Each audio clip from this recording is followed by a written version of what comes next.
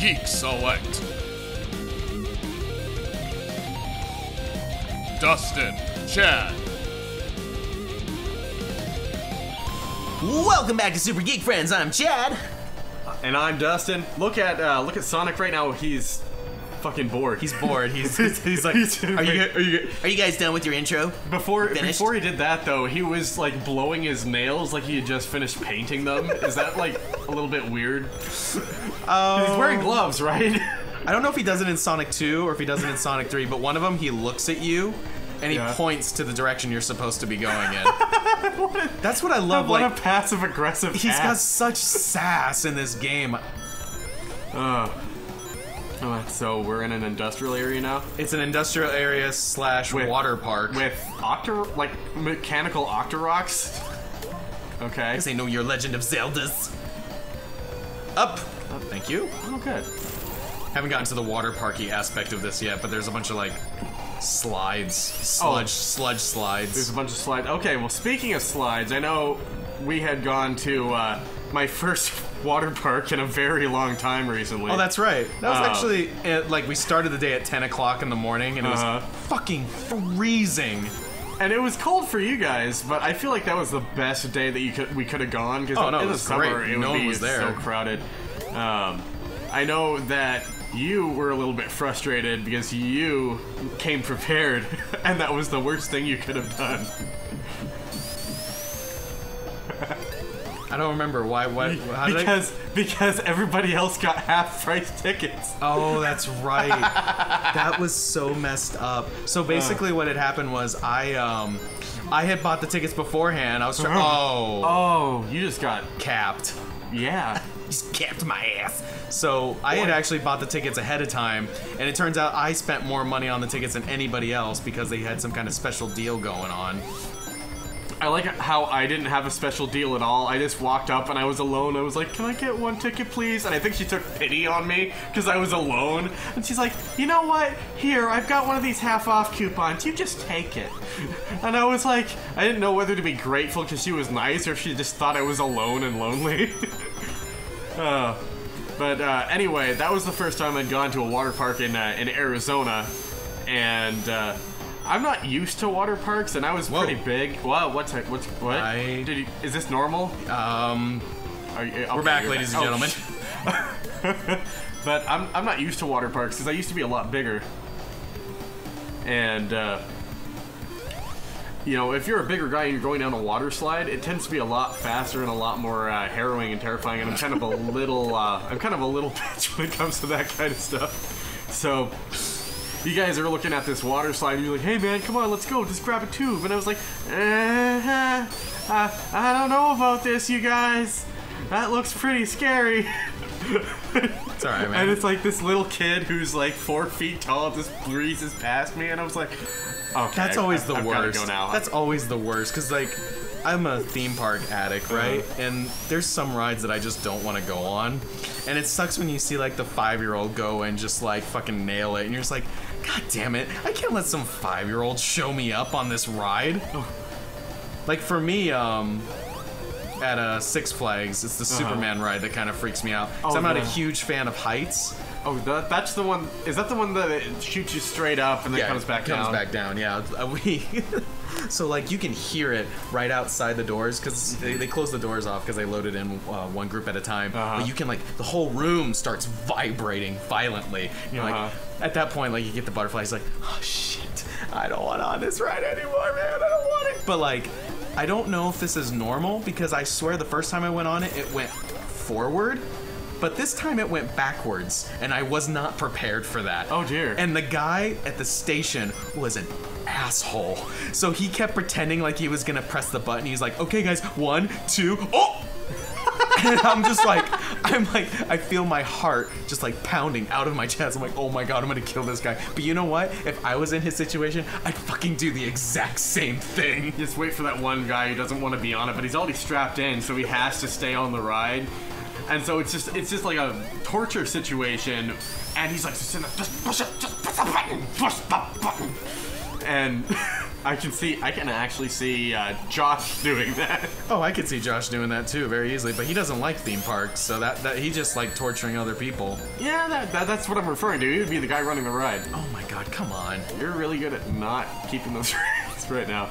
But anyway, that reminds me, the Superman is a little bit similar, a little bit different. There's this ride. I think it's at Knott's Berry Farm. It's called the Supreme Screen. And I shouldn't have gone on that ride. Ooh, water slide. I shouldn't have gone on this ride, but I was young and there was peer pressure involved, and it's basically... That's how a lot of stories start. So there's three... Sorry. There's 3 towers, okay? And... Oh, is that bad? I'm good. Okay. There's 3 towers, and you get strapped in on one of the towers, and you can't see the other people because you're facing out. It doesn't launch you up. It gives you so much like anticipation, suspense, build up, and then you get to the top of this huge, it's the tallest thing like in the park, I think. And if it's like right at night, like right when it turns to dusk and all the lights are on, you go, oh, How lovely. Is really nice. Such a wonderful... This is really beautiful. And then like sometimes it's anywhere between 4 and 6 seconds, and then you just hear a click.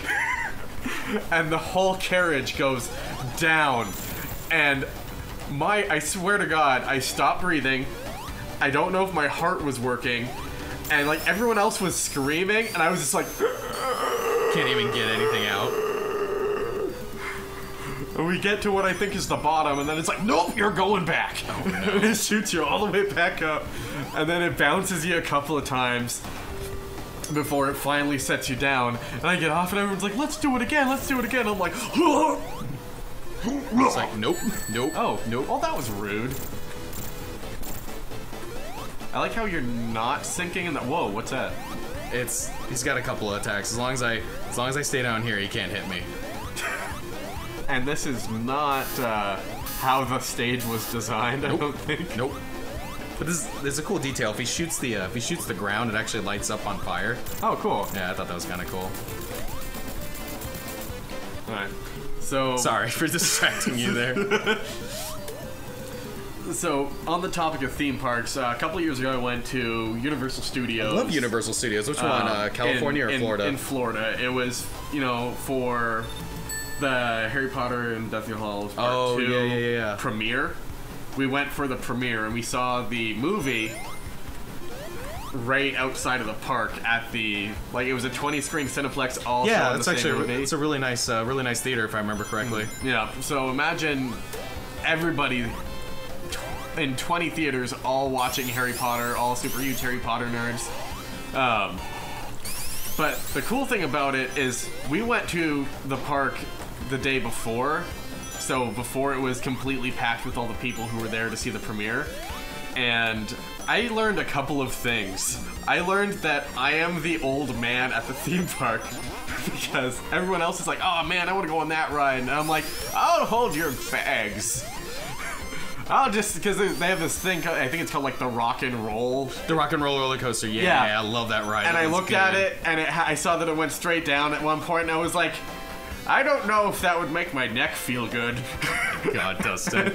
And so I literally sat outside for 15 minutes literally talking to a squirrel, because there was a squirrel out there, and waiting for everybody else, and I had like 6 bags with me, and I just felt like the old man at the theme park that's just there because he's grandpa, Well, it's actually kind of funny because that ride, that ride always tells you, hey, there's lockers outside, you gotta use them, because there's like one portion in the ride where like the cart like shifts, right, really violently, and you could just see like just us waiting in line for it for like an hour and a half. We saw so much stuff just come flying out of people's pockets to the point where they actually installed it didn't last very long because for whatever reason, but they had metal detectors for a while to like ensure people got stuff off of before the ride started.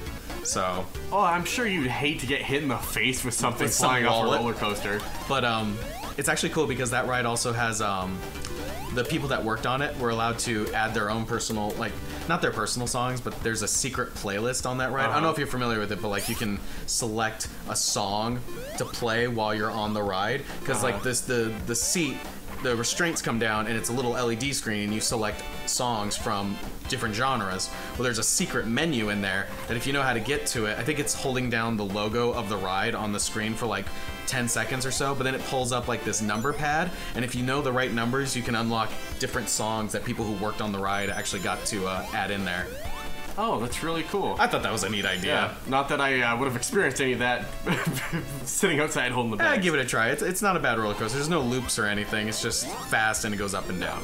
But this is going back to my thing where when I was bigger, a bigger guy. Everything is a little bit more intense when you're a bigger guy. Roller coasters, water slides, you name it, because you get the extra G-force around your neck, and so it feels like you're being strangled by the ride. Might be a little bit better now, but I did learn during that trip that I have the same roller coaster face in every picture, no matter what happens. You don't try to do anything stupid or funny? Oh, I can't. Like, I do this thing, like, and I did it on the Jurassic Park ride, because we did that one twice. That was awesome. Where it's like partially the water ride, and you go, and the whole thing comes down around everybody, the bar. Yeah. And and they can't see me doing this, you know, you guys can't see me doing this right now, but I'm clutching my wrists around like you're grabbing your own wrists. And so I'm like, if anything happens to this bar, I'm staying with the bar. And this was on Jurassic Park? And this was on the Jurassic Park ride. The Jurassic Park's so much fun, man. Oh, it's a lot of fun, and I love it. I really did, but that's just what I do, because I'm like, if anything goes down, I'm gonna be right here. I always feel bad for like, so before we were actually going to get on that ride, the group before us, everybody except for one person in the front row was rather large, and it was just this little petite girl that was sitting between them, and because everyone was so large, that bar, because like you said, it goes across everybody. Yeah. Like, it stopped, like, and there, you could fit another person on top of her. That's how much space there was between it, and she was gripping on that thing for dear life. Could you imagine that? I would be so fucking freaked out. I've never had that problem, but I can imagine that it would be absolutely terrifying to be the one who actually has to hold on to the ride for dear life instead of just pretending like. Do you remember what happened when that ride like first opened? No. So apparently, in the California one, the T-Rex shows up twice. Once at the end of the the waterfall, but the second time he's like coming out of the ceiling, and they use vegetable oil for the hydraulics. Okay. And one of the hoses in the T-Rex had snapped. Oh. So at the I think this was like the first week of opening, he was spraying like everybody that went by. Could you? With vegetable oil. With vegetable oil. Well, can you imagine if, like, and this is morbid and horrible, so I apologize in advance, but can you imagine if he coated the people in vegetable oil and then something went horribly wrong and they were just deep fried? Damn, Dustin. It's terrible. I said it was going to be morbid. I gave everybody fair warning about that in advance. The first time I went on the Jurassic Park ride, I was like maybe 7. Okay. And it was at night. It scared the crap out of me, man. It scared me. Now it's like, it's over 10 years old, and it's definitely starting to show its age, which is unfortunate. Because like Disney has adopted this motto, like every 10 years the rides will shut down and they'll get a full makeover? refurbish. Yeah, they recently just did it to Matterhorn. Ooh. They added in the new Yeti animatronic. Okay. Which is cool. And they also added a bunch of stuff to the Indiana Jones ride, which kind of makes me upset because then I realize that, it's been over 10 years old, and I remember going on that ride when it first opened.